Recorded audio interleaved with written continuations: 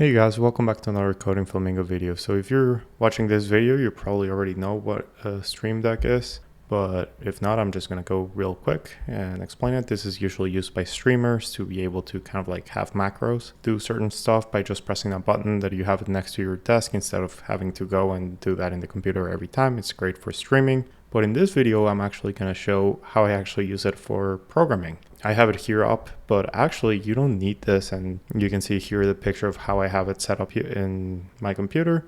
So I actually use an old iPad that I had laying around.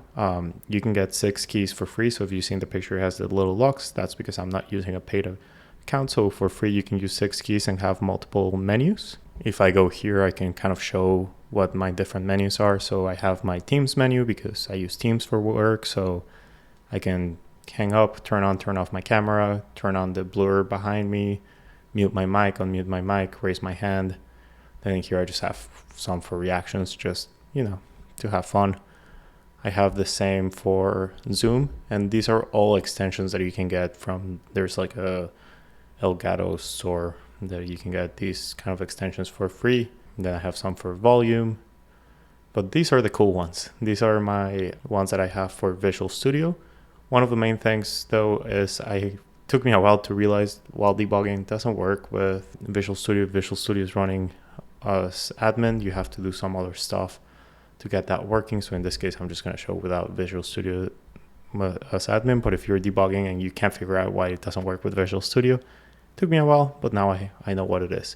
So in here I have implementation, definition, usages. So those are some of the ones that I use the most.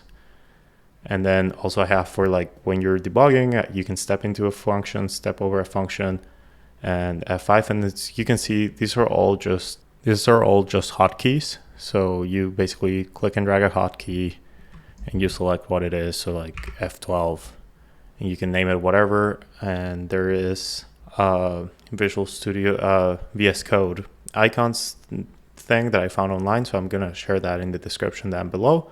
And you can kind of like set the icon for it. So basically I just created the ones I use, but you can create as many as you want. So in here, like for example, I can use my Stream Deck to click definition, and it will actually go and take me to the definition. So it saves me either having to do the key, and as you saw in my picture, I have a weird keyboard. So doing those hotkeys can get a little annoying. So having the Stream Deck is extremely useful. And I also use it for debugging. So as I showed before, I have the step over, the debug and everything. So it actually makes it super easy to just be able to do it.